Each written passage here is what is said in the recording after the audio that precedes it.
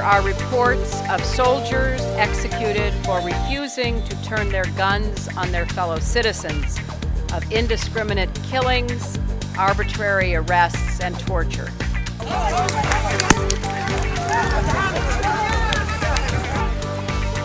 الله يلعنكم الله يلعنكم.